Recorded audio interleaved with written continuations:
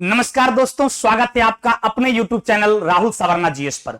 दोस्तों आज हम आपसे मुलाकात करेंगे क्लास 3, 4, 5, 6, 7, 8 के उस बेसिक साइंस को लेकर जिसका क्लास 3 तक आप देख चुके हैं।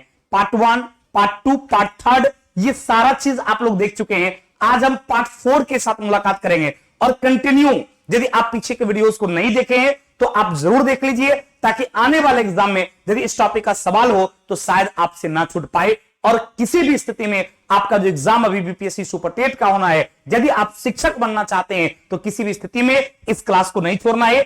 100% जो है इस क्लास की हर एक वीडियो को आपका part 1, part 2, part 3, part 4, part 5, आप 6 तक गिर। दूसरी बात ये हम बताना चाह रहे थे मेरे दोस्त कि इससे पहले ऑलरेडी जो आपका महामैराथन हम लिए हैं, आपका फिजिक्स का, केमिस्ट्री का, बायोलॉजी का, वो आपका किसी एग्जाम के लिए, चाहे वो आप 6 to 8 दीजिए, 9, 10 दीजिए, 11, 12, हर एग्जाम में वो आपको सपोर्ट करेगा। फिर पॉलिटी का लिए, सिविक्स का लिए, ज्योग्राफी का लिए, फिर आपका ये क्या कहते हैं हिस्ट्री का लिए, वो सब क्लास का रिवीजन भी आप जरूर करते रहिए। बिहार के किसी भी एग्जाम आपको देना होगा, चाहे बिहार पुलिस का हो, दरोगा का हो, बीपीएससी का हो, बिहार के हर एग्जाम में, क्योंकि ये जो आपका डिस्कशन चल रहा है, ये क्वेश्चन जो हम ऑनलाइन आपको बता रहे हैं, ये सब आपका एससीईआरटी बुक का है, यानी स्टेट गवर्नमेंट के किताब का है। अतः बिहार के किसी भी एग्जाम में यदि आपको पास करना है तो हमारे इन सारे ऑनलाइन वाली वीडियो को जरूर देख लीजिएगा, चाहे वह बिहार पुलिस हो, दरोगा हो, बीपीएससी हो या बीपीएससी सुपर टेट हो। क्लियर ना बाबू? चलिए तो आगे बढ़ा जाए। तो चलिए स्टार्ट करते हैं। हम लोग चलते हैं अपने क्वेश्चन की दुनिया में। ये साइंस क्लास आपका 3, 4, 5, 6 सबका है और हम लोग इस यहां से स्टार्ट करते हैं। चलिए मेरे दोस्त, सबसे पहला है कि वाष्पोत्सर्जन के बारे में आपको याद होगा मेरे दोस्त, ये क्लास आपका ये 5 जो है, क्लास 5 में आप जब ये साइंस देखेंगे, क्योंकि उसमें क्या होता है ना, क्लास 5, 4, 6 तक का 7 तक का साइंस जो है, उसमें आपका मैक्सिमम यदि एससीईआरटी की बात करें तो मैक्सिमम उसमें बायोलॉजी वाले टर्म्स से रिलेटेड ही टॉपिक रहता है, बहुत कम फिजिक्स और केमिस्ट्री का रहता है। तो आपके एग्जाम में भी देखिएगा मैक्सिमम सवाल जो साइंस में होगा वो आपका बायो का होगा, उससे कम केमिस्ट्री का होगा और सबसे कम सवाल जो है वो आपका फिजिक्स से रिलेटेड रहेगा। तो चूंकि आपका क्लास 1 to 5 और 6 to 8 के लिए ये विशेष करके हमने इस पाल को लाया है, तो आप सभी लोग जरूर देखिए, जरूर शेयर कीजिए, चाहे किसी भी कोने में आपके दोस्त रहता हो उसको इस क्लास के बारे में बताइए, ताकि उसको भी यहां से बेनिफिट मिल सके। तो चलिए आइए मेरे दोस्त स्टार्ट करते हैं। पहला आपका है कि वाष्पोत्सर्जन क्या है, तो पौधे के द्वारा अनावश्यक जल जो है जब उसको पौधे से बाहर किया जाता है तो उसको क्या कहा जाता है, तो आप वाष्पोत्सर्जन के नाम से जाना जाता है। तो पौधे द्वारा अनावश्यक जल को वाष्प के रूप में शरीर से बाहर निकालने की प्रक्रिया जो है, इसी को क्या कहा जाता है, तो इसी को वाष्पोत्सर्जन के नाम से जाना जाता है। थोड़ा सा बड़ा कर दे मेरे दोस्त, ताकि आपको आसानी से दिखने में प्रॉब्लम ना हो।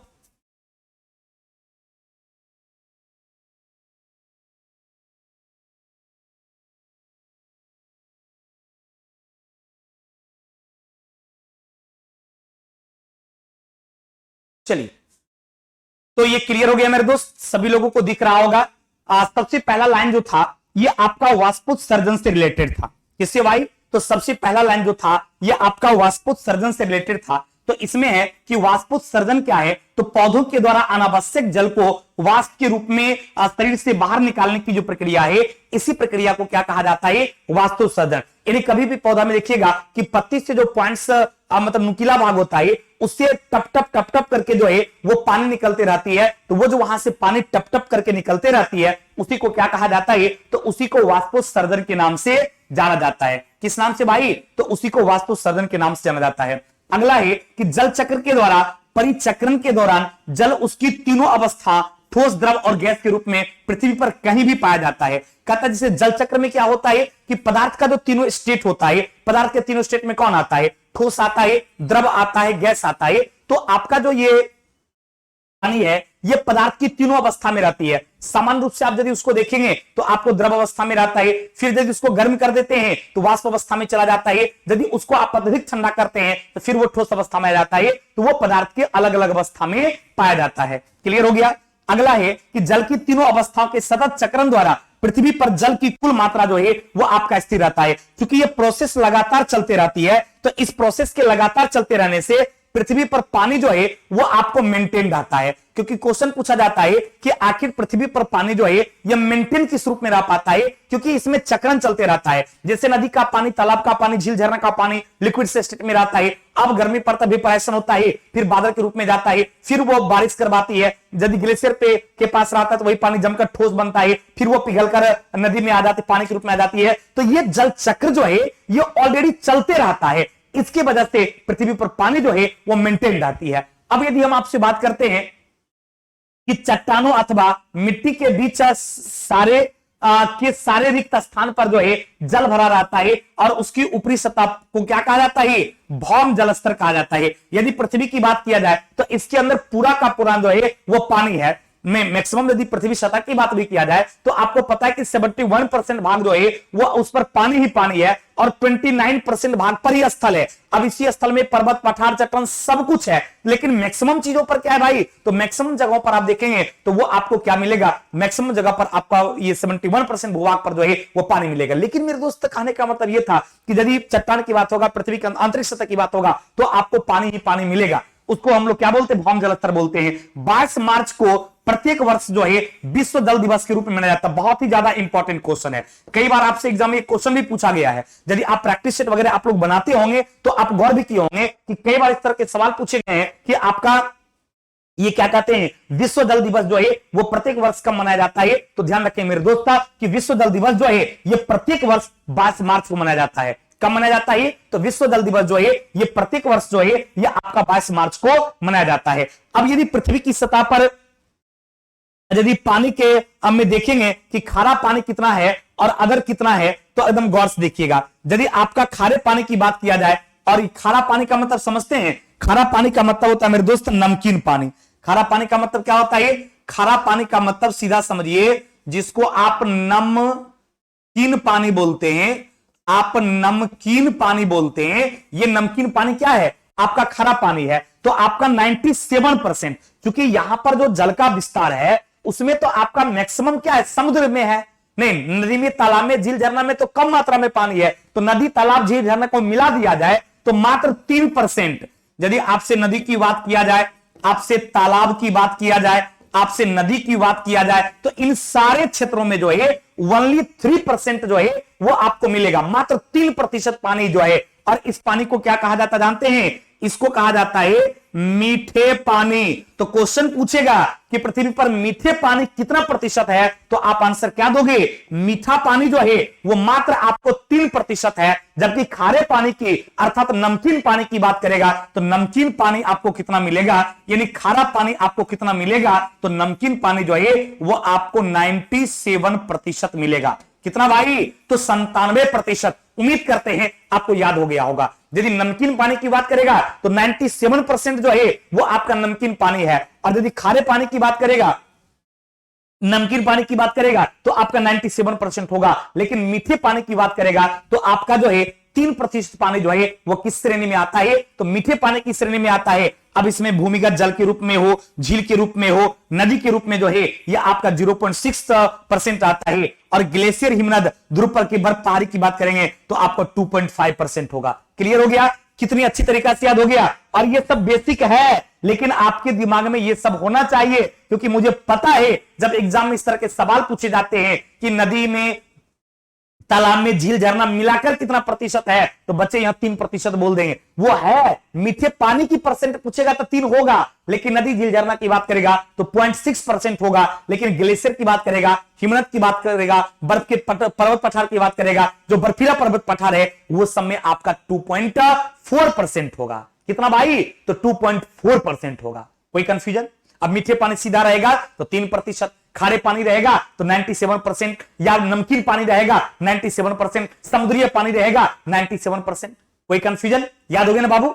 चलिए, तो अब हम एकदम बिना बकवास का सिर्फ और सिर्फ जो है मेरे दोस्त पढ़ाई पे आप लोग मन लगाइए, यकीन कीजिए। यदि इस तरीके से अच्छे तरीका से आप इस थ्यो क्लास पार्ट का रिवीजन कर लेते हैं तो बहुत ही मजा आ जाएगा। लेकिन आप लोग इसको लाइक कीजिए, कमेंट कीजिए, शेयर कीजिए, ताकि मैक्सिमम लोगों तक पहुंच सके और वो भी इसका फायदा ले सके। क्लियर ना? चलिए, अगला है कि भौम जल जो है ये पृथ्वी की सतह के नीचे जल जो उपस्थित रहता है उस जल को क्या कहा जाता है, भौम जल। यानी पृथ्वी सतह के नीचे जो पानी उपस्थित रहती है उस पानी को क्या कहा जाता है? उस पानी को भौम जल के नाम से जाना जाता है। कि जल के नाम से, तो उसको भौम जल के नाम से जाना जाता है। अगला, वाष्प गैस और द्रव अवस्था के मध्य का रूप जो है जिसमें पानी और गैस दोनों का मिश्रण होता है। यानी कहता वाष्प क्या है? तो गैस और द्रव अवस्था के बीच का होता है, जिसमें आपका ये लिक्विड जो है उसको ना तो आप गैस कह सकते हैं नहीं आप लिक्विड्स कर कहते हैं। उसके जो बीच का स्टेट है उसी को वाष्प अर्थात इंग्लिश में उसी को क्या कहा जाता है? वेपोराइजेशन से तैयार होता है और उसको वेपर कहा जाता है। क्या कहा जाता है? वेपर कहा जाता है, अर्थात उसको कहा जाता है वाष्प। और इसकी प्राप्ति कैसे होती है? तो वेपोराइजेशन से होती है, अर्थात वाष्पीकरण से होती है। अगला है कि जब पानी का भाप वाष्प पानी में बदलने की प्रक्रिया जो है, ये जब पानी का भाप जो है ये वापस पानी में आता है। देखिए इसमें एक प्रोसेस होता है, उस प्रोसेस को यदि समझना चाहिएगा तो जैसे पानी का नॉर्मली बात करेंगे, सभी लोग बोर्ड पर एकदम गौर से देखिएगा, एकदम नजर इधर उधर नहीं करना है, नहीं, नजर हटी दुर्घटना घटी, इसलिए नजर ना हटने देना है और ना ही दुर्घटना को घटने देना है मेरे दोस्त। तो याद रखिएगा कि पानी नॉर्मली किस अवस्था में रहता है? तो सबको पता है कि पानी नॉर्मली जो है वो आपका लिक्विड के स्टेट में रहता है, लेकिन जब इसको गर्म करते हैं तो गर्म करके ये वाष्प के रूप में बदल जाता है। तो ये प्रक्रिया जो है ये आपका वेपोराइजेशन होता है। लेकिन जब उल्टी बात कर देगा कि पुनः वाष्प से वो जल में आ रहा है, तो जो वाष्प से वो जल में आता है इसको कंडेंसेशन कहा जाता है, इसको संघनन के नाम से जाना जाता है। क्लियर? यानी वाष्प या भाप जो है इससे पानी के रूप में कन्वर्ट होना जो है ये संघनन कहलाता है, ये आपका कंडेंसेशन कहा जाता है। क्या कहलाता है? कंडेंसेशन के नाम से जाना जाता है, इसको संघनन के नाम से जाना जाता है। कोई कंफ्यूजन बाबू? याद हो गया? क्वेश्चन पूछेगा कि पानी से वाष्प में बदलने की प्रक्रिया को क्या कहा जाता है? तो पानी से वाष्प में बदलने की प्रक्रिया वाष्पीकरण कहलाता है, और पुनः वाष्प से पानी में बदलने की प्रक्रिया जो है वो आपका संघनन। वाष्प से पानी में बदलेगा तो कंडेंसेशन, और पानी से वाष्प में बदलेगा तो आपका वेपोराइजेशन कहलाएगा। अगला कहता है कि भूमि के अंदर जल का जो रिसाव होता है अंतःस्पादन कहलाता है। यानी भूमि के अंदर जो जल का रिसाव होता है, रिसाव का मतलब क्या होता है? निकलना, माने रीसना। तो अंदर से जो पानी रीसता है इसको क्या कहा जाता है? अस्पादन कहा जाता है। क्या कहता है मेरे दोस्त? उसको अस्पादन कहा जाता है। अगला है कि पृथ्वी की आंतरिक संरचना में परिवर्तन भी जो है भौम जल के स्तर को प्रभावित करती है। यदि पृथ्वी की आंतरिक संरचना में आप परिवर्तन करते हैं तो इससे किस प्रकार की जल प्रभावित होती है? तो इससे आपका भौम जल जो है, अरे भौम का मतलब भूमि, भौम का मतलब क्या? भूमि। तो भूमि के अंदर का पानी प्रभावित होती है, इसका मतलब भौम जल क्या होता है? उसका स्तर जो है यह आपका प्रभावित हो जाता है। अगला है कि भौम जल पुनः पूर्ति की सबसे प्रमुख प्रक्रिया जो है वो आपका वर्षा का जल है। यदि भौम जल की आपूर्ति का सबसे मेन प्रोसेस की बात किया जाएगा, सबसे मेन प्रक्रिया की बात किया जाएगा, तो उसको कहा जाता है वर्षा का जल। कौन सा जल कहा जाता है भाई? उसको वर्षा के जल के नाम से जाना जाता है। अगला है कि हमारे राज्य के विभिन्न क्षेत्रों में जल की उपलब्धता जो है समान नहीं है, उसका प्रमुख कारण क्या पता है? वर्षा का वितरण। कहता है कि हमारे राज्य में विभिन्न क्षेत्रों में जल की उपलब्धता एक समान नहीं है, कहीं पर जल की मात्रा आपको उपलब्ध ज्यादा है, कहीं पर पानी की मात्रा जो है उस रेशियो में जितना उपलब्ध होना चाहिए मेरे दोस्त तो में जो है जो भौगोलिक स्ट्रक्चर कह सकते हैं, कहीं पर बारिश ज्यादा होती कहीं पर कम। इसका वजह क्या जानते हैं? ड्यू टू ट्री, मतलब जहां पर पौधे ज्यादा मात्रा में है वहां पर बारिश ज्यादा होती है, जहां पौधे कम मात्रा में है वहां पर बारिश कम होती है। यह सब भी उसका रीजन होता है। अगला है कि अत्यधिक वर्षा के अवसर उत्तर बिहार में बाढ़ आती है। उत्तरी बिहार में खास करके बात करते हैं तो वहां पर क्या होती है? अत्यधिक वर्षा होने की वजह से क्या होती है? आपको उत्तरी बिहार जो है वहां पर अत्यधिक वर्षा होने की वजह से बाढ़ आ जाती है। और अभी भी आप उत्तरी बिहार में जाकर देख लीजिए, आप बेगूसराय की बात कीजिए, खगड़िया की बात कीजिए, नहीं समस्तीपुर एरिया में बात कीजिए, देखिए मैक्सिमम जगह पर आप देखेंगे तो वहां पर बाढ़ आया हुआ है। नहीं, जल स्तर गंगा का उतना ज्यादा हो चुका है कि बाढ़ आया हुआ है। क्लियर? अगला है दक्षिण बिहार में कम वर्षा होने के कारण जल की कमी हो जाती है और सूखा पड़ जाता है। वहीं पर दक्षिण बिहार की बात करेंगे तो वहां पर बारिश इतनी कम होती है कि सूखा पड़ जाता है, और उत्तरी बिहार में क्या हो जाती है? बाढ़ आ जाती है। चाहे वो नदी के पानी से बाढ़ आ जाए या वर्षा के पानी से बाढ़ आ जाए, तो उत्तरी बिहार में वर्षा इतनी ज्यादा पड़ती है कि वर्षा के पानी से बाढ़ आ जाता है, माने बहुत ज्यादा पानी होती है। और दक्षिण बिहार में इतनी कम वर्षा पड़ती है कि कभी कभी सुखाड़ हो जाता है। तो क्वेश्चन इस तरह का एग्जाम में पूछा जाता है कि दक्षिण भारत में बिहार में जो है सुखाड़ की वजह क्या है? तो आप आंसर क्या दोगे? दक्षिण बिहार में जो सुखाड़ आ जाती है उस सुखाड़ का वजह जो है, क्योंकि दक्षिण बिहार में क्या होती है आपका, दक्षिण बिहार में क्या होता है मेरे दोस्त कि दक्षिण बिहार में जो है बारिश बहुत कम होती है, इसकी वजह से क्या हो जाती है, सुखाड़ की स्थिति आ जाती है। पक्का ना मेरे दोस्त? अरे यार बर क्यों नहीं रहा है?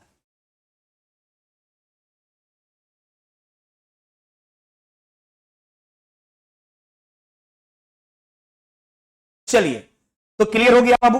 अब यदि आपसे बात करता है कि वनों में प्रकाश संश्लेषण क्रिया के कारण क्या है, ऑक्सीजन तथा कार्बन डाइऑक्साइड का संतुलन जो है वायुमंडल में बना रहता है। प्रकृति में वनों को से गैसों का संतुलन बना रहता है। अब देखिए क्या है मेरे दोस्त कि पेड़ पौधे अधिक से अधिक मात्रा में यदि रहेंगे तब क्या होगा, आपका वायुमंडल में जो है ऑक्सीजन और कार्बन डाइऑक्साइड का जो स्तर होना चाहिए, ये ऑक्सीजन और कार्बन डाइऑक्साइड का स्तर जो है वो बिल्कुल मेंटेन रह पाता है। जैसे कि पेड़ पौधा क्या करता है, वायुमंडल से कार्बन डाइऑक्साइड को एब्जॉर्ब कर लेता है, तो पेड़ पौधे वायुमंडल से कार्बन डाइऑक्साइड को एब्जॉर्ब कर लेता है और फिर अपना वो फोटोसिंथेसिस के तहत, प्रकाश संश्लेषण प्रक्रिया के तहत वो अपना भोजन बना लेता है। और जब वो अपना भोजन बना लेता है तो फिर वो त्याग क्या करता है, तो त्याग करता ऑक्सीजन, फिर उस ऑक्सीजन को हम लोग क्या करते हैं, ग्रहण करते हैं, फिर वो वायुमंडल से कार्बन डाइऑक्साइड लेता है। तो ये प्रोसेस चूंकि चलती रहती है, अतः हमारा वायुमंडल में जो है ऑक्सीजन और कार्बन डाइऑक्साइड का बैलेंस जो है, ऑक्सीजन और कार्बन डाइऑक्साइड का संतुलन जो है वो लगातार मेंटेन रहता है, संतुलन लगातार बना रहता है।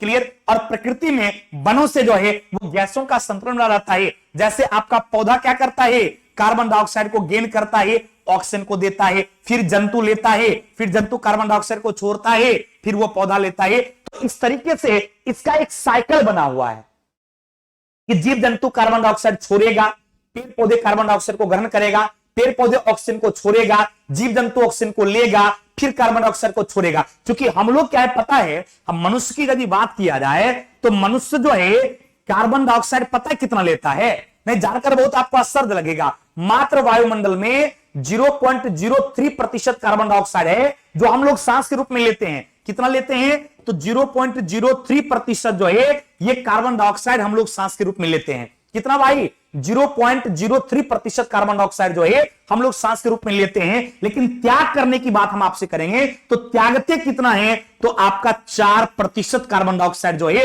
वो त्यागने का काम करते हैं। यानी हम लोग जितना कार्बन डाइऑक्साइड लेते हैं इससे कई गुना ज्यादा कार्बन डाइऑक्साइड वायुमंडल को छोड़ देते हैं। और फिर प्लांट की जो वायुमंडल है, पेड़ पौधे की जो वायुमंडल है, ये उसी कार्बन डाइऑक्साइड को एब्जॉर्ब, सॉरी पेड़ पौधा जो है उसी कार्बन डाइऑक्साइड को एब्जॉर्ब कर लेता है और फिर हमको वो क्या देता है, ऑक्सीजन देता है। क्लियर ना? तो याद रखिएगा कार्बन डाइऑक्साइड की मात्रा हम लोग कितना लेते हैं, तो 0.03% और कार्बन डाइऑक्साइड कितना छोड़ते हैं, तो 4%। याद रखना, ये बहुत ही ज्यादा इंपॉर्टेंट क्वेश्चन है। कई बार इस तरह के सवाल जो है वो आपसे एग्जाम में पूछी गई है कि आप कितना प्रतिशत कार्बन डाइऑक्साइड छोड़ते हैं, तो आप 4% कार्बन डाइऑक्साइड छोड़ते हैं। कितना परसेंट भाई, 4% जो है ये कार्बन डाइऑक्साइड क्या करते हैं, त्याग करते हैं, छोड़ते हैं। लेकिन लेते क्या है, तो 0.03%।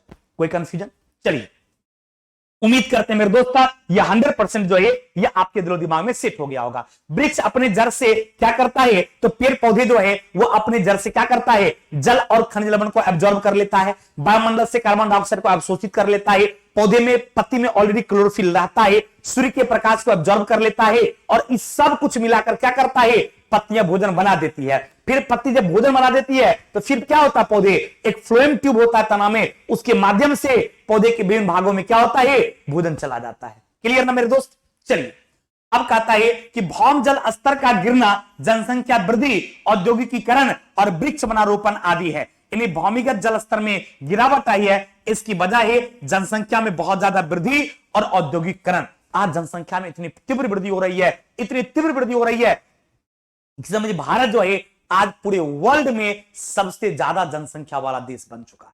नहीं, यहां पर पता नहीं लोगों की क्या मेंटलिटी है, लोग समझते हैं कि औरत जो है वह बच्चा पैदा करने वाली मशीन है, जितना मन है उतना बच्चा पैदा करवाते जाओ। अरे यार नहीं, कम से कम ही बच्चा रखो ताकि उस बच्चे की भरण पोषण सही तरीका से कर सको। अब ये क्या है कि जितना मन तितना बच्चा जन्माते जाओ, पता चला ना उसको सही एजुकेशन दे सके, ना ही सही से खाना पीना मिल रहा है, नहीं सही से कपड़ा पहन रहा है, बस खाली जन्मा देना है। जन्माने से नहीं होता है, उसकी परवरिश से भी होती है मेरे दोस्त। इसलिए कम से कम बच्चा पैदा करो ताकि उसका परवरिश बहुत अच्छी तरीका से कर पाओ, उसको एक अच्छी एजुकेशन आप दे पाओ। क्लियर ना? चलिए, इसलिए तुम लोग याद रखना, नहीं हम दो हमारे दो वाला कंडीशन नहीं, हम दो हमारे एक वाले कंडीशन पर आना है। अब नहीं बोलना कि सर मैडम मानेगी तब ना, नहीं, हम दो हमारे दो नहीं, हम दो हमारे एक वाली कंडीशन लाना है। क्लियर?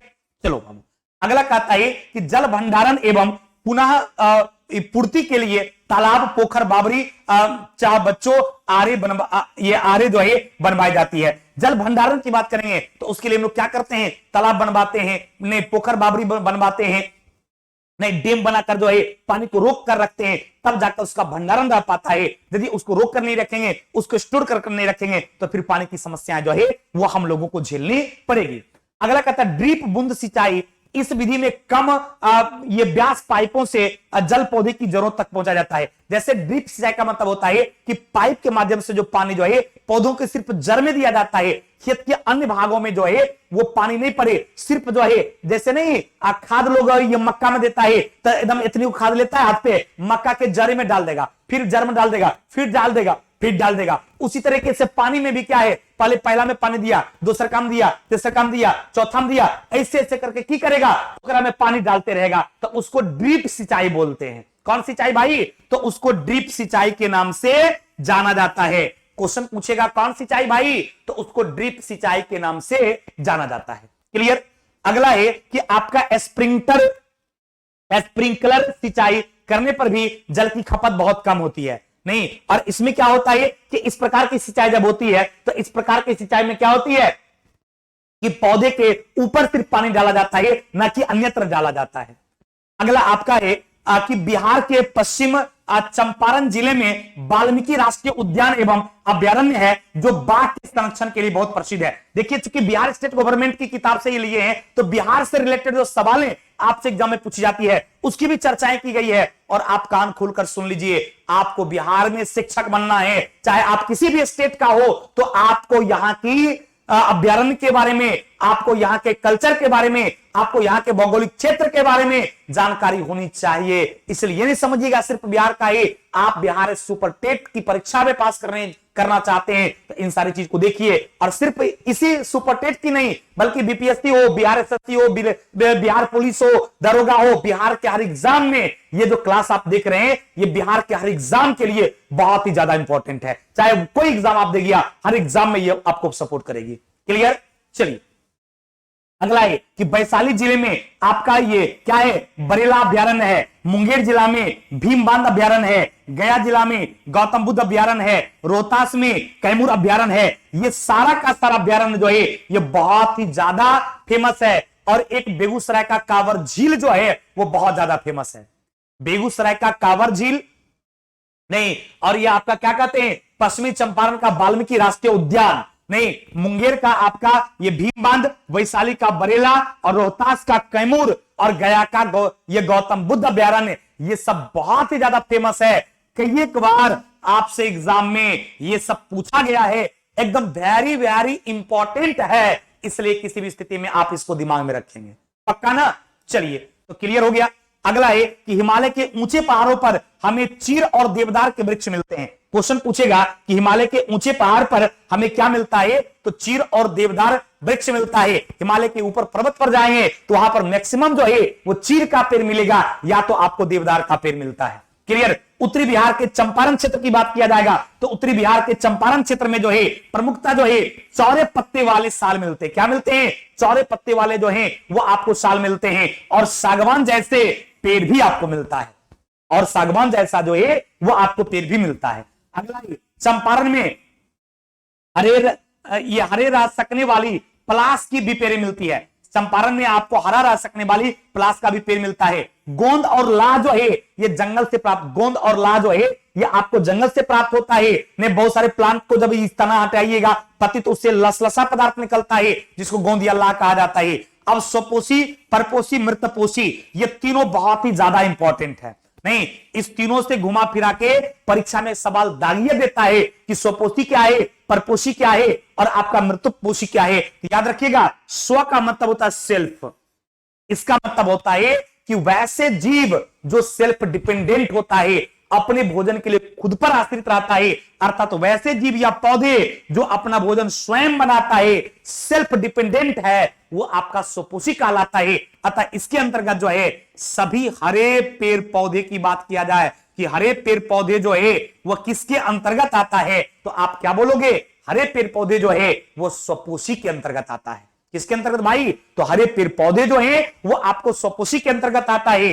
यदि आप परपोषी की बात करेंगे, वे जीव जो अपने भोजन के लिए, अपने आहार के लिए दूसरे पर निर्भर करता है, उसको हम लोग क्या बोलते हैं? उसको हम लोग परपोषी बोलते हैं। हम लोग पता है क्या है? हम लोग अपने भोजन के लिए दूसरे पर आश्रित हैं, हम लोग परपोषी हैं, स्वपोषी नहीं हैं। स्वपोषी कौन है? तो हरे पेड़ पौधे जो है वो स्वपोषी है, हम लोग स्वपोषी नहीं है, आप लोग स्वपोषी नहीं है, हम लोग परपोषी हैं।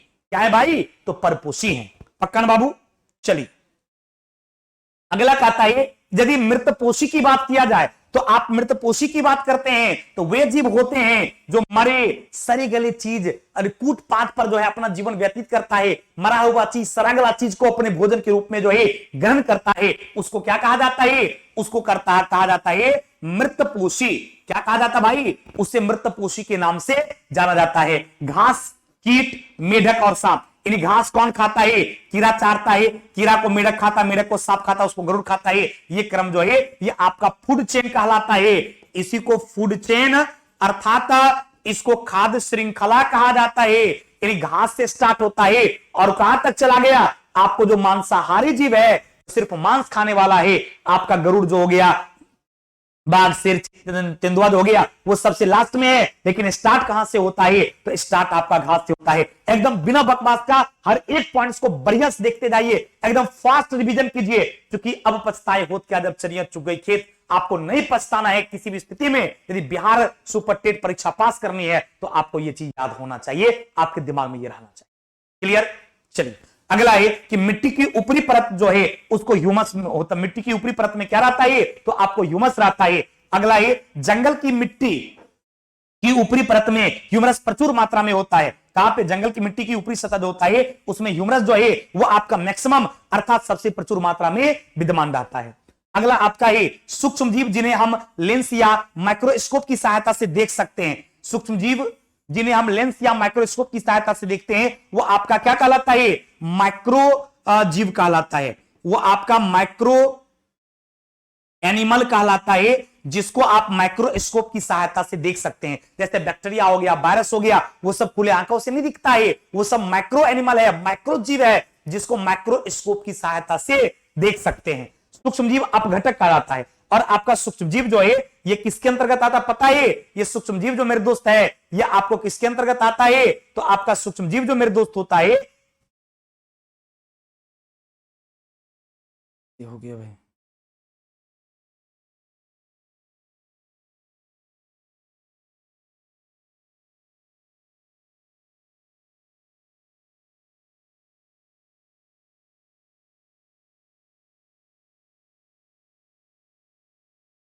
पेज बाबू थोड़ा इसलिए बड़ा कर देते हैं ना ताकि आपको अच्छा से दिखे। क्लियर ना? चलिए तो क्लियर हो गया। अभी हम आपसे स्वपोषी के बारे में, विषमपोषी के बारे में बात किए तो क्लियर हो गया कि स्वपोषी का मतलब हो गया जो अपना भोज्य पदार्थ स्वयं तैयार करता है, जो अपने भोजन के लिए सेल्फ डिपेंडेंट होता है, उसी को हम लोग स्वपोषी बोलते हैं। और इसमें भोजन का निर्माण वो स्वयं करता है। अतः हरे पेड़ पौधे के बारे में आपसे पूछा जाए कि हरे पेड़ पौधे जो है ये किसके अंतर्गत आता है, तो आप क्या बोलोगे? हरे पेड़ पौधे जो है ये आपको स्वपोषी के अंतर्गत आता है। उसी तरीके से विषमपोषी की बात करेगा, वैसे जिसमें अपने भोज्य पदार्थ का संश्लेषण जो है खुद से नहीं कर पाता है, वो स्वयं नहीं बनाता है, बल्कि ये इन्हें जीवित और मृत पौधों या जंतुओं के शरीर से प्राप्त करता है। अतः सभी जीव जंतु जो है वो आपका परपोषी है अर्थात विषमपोषी है। वो अपना भोजन स्वयं तैयार नहीं करता है, वो अपने भोजन के लिए या तो पेड़ पौधा पर आश्रित रहेगा या तो अन्य जीव जंतु पर आश्रित रहेगा, इसलिए वो सब विषमपोषी है, वो सब परपोषी है। अतः सभी जीव जंतु जो है वो आपको परपोषी के अंतर्गत आता है। वनभू की बात किया जाएगा, अपर्दन को रोकता है और भूमि की उर्वरक शक्ति को क्या करता है? बनाए रखता है। तो जो प्रदूषण को रोकेगा और भूमि की उर्वरक शक्ति को बनाए रखेगा उसको क्या कहा जाता है? उसको वनभू के नाम से जाना जाता है।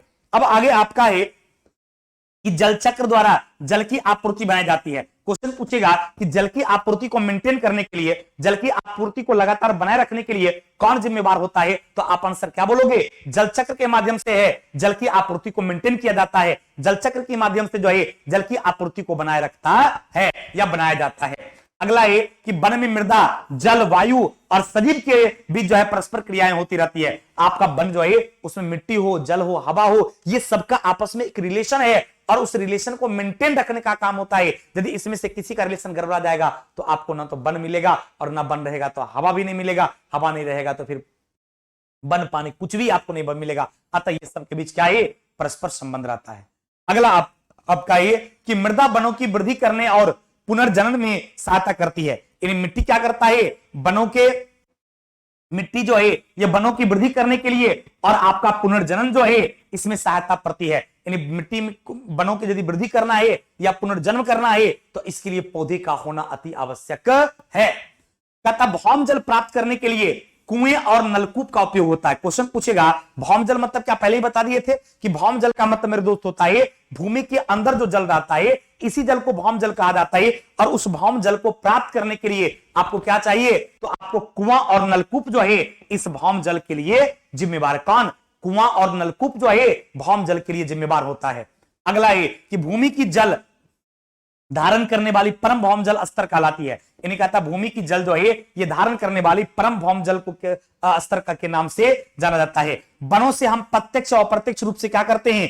अनेक लाभ कमाते हैं। पौधे से आप, वन से आपको लकड़ी की प्राप्ति होती है, वन से आपको ऑक्सीजन की प्राप्ति होती है, वन से जो है आपको फल की प्राप्ति होती है, वन से जो है फूल की प्राप्ति होती है। ये सब हम लोगों को पेड़ पौधा से अर्थात वन से डायरेक्ट या इनडायरेक्ट रूप में क्या करते हैं? हम लोग यूज करने का काम करते हैं। वन में कहता है ये चुवान पत्तियां या जंतुओं की लीद को समृद्ध करता है। नहीं, सभी जीव प्रत्यक्ष या परोक्ष रूप से अपने पोषण के लिए जो है पौधे पर ही निर्भर करता है। आप किसी भी जीव जंतु की बात करें मेरे दोस्ता, वो अपने भोजन की बात करेंगे। किसी भी जीव जंतु की बात कीजिए ना, चाहे वो हम हो, आप हो, दुनिया जान कोई भी प्रकार का जीव जंतु है, वो अपने भोजन के लिए चाहे वो डायरेक्ट हो या इनडायरेक्ट, समझिए पेड़ पौधे पर ही निर्भर करती है, वो प्लांट पर ही आश्रित रहती है। डायरेक्ट और इनडायरेक्ट उसे देखा जाए तो वह पेड़ पौधे पर ही निर्भर करती है, वह पौधे पर ही आश्रित रहती है।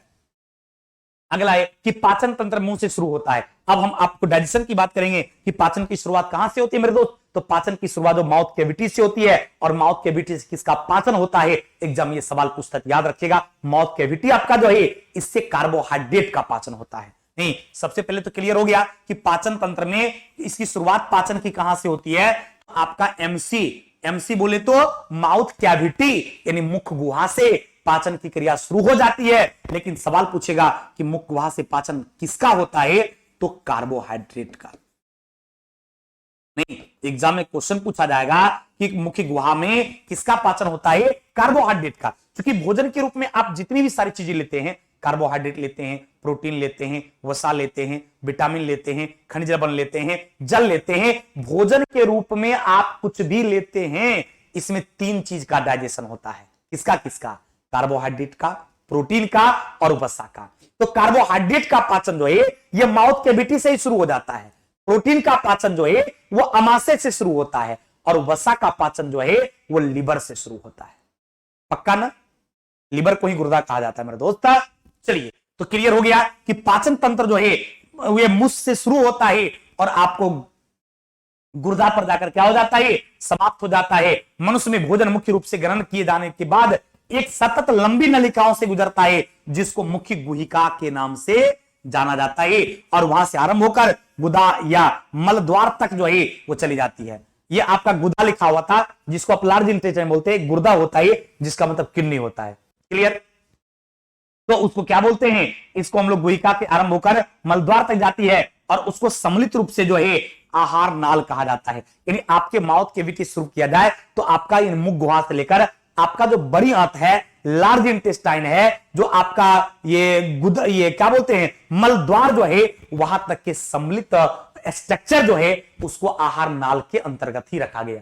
इसके अंतर्गत भाई, तो उसको आहार नाल के अंतर्गत रखा गया। मनुष्य के मुख्य गुहा में आपको कार्बोहाइड्रेट का पाचन शुरू होता है। मैंने अभी तुरंत बताया था, बहुत ही ज्यादा इंपॉर्टेंट क्वेश्चन है, कई बार एग्जाम में क्वेश्चन पूछा गया है कि मनुष्य में जो है कार्बोहाइड्रेट का डाइजेशन कहां से स्टार्ट होता है, तो याद रखिएगा कार्बोहाइड्रेट का डाइजेशन जो है माउथ कैविटी से शुरू होता है, प्रोटीन का डाइजेशन जो है वो आपका अमाशय से होता है, और वसा के बारे में पूछा जाए, फैट के बारे में पूछा जाए तो उसमें डाइजेशन जो है वसा का, फैट का डाइजेशन जो है वो लिवर से होता है अर्थात किडनी से होता है, जिसको ब्रेका कहा जाता है। आहार नाल के साथ अनेक छोटी बड़ी ग्रंथियां जुड़ी हुई रहती है, जैसे आपका लार ग्रंथि है, अग्नाशय आदि जो पाचक रसों का स्राव करती है, जैसे आपका लार ग्रंथि है या अग्नाशय जो है ये सब क्या करती है, पाचक रस का स्राव करती है, और यही सब पाचक रस का स्राव करके आपके बॉडी में जो जटिल से जटिल कंपाउंड्स आप भोजन के रूप में लेते हैं, चाहे वो कार्बोहाइड्रेट हो, चाहे प्रोटीन हो, चाहे फैट्स हो, ये सबको भी पचाने का काम करता है कौन, वो पाचक एंजाइम्स।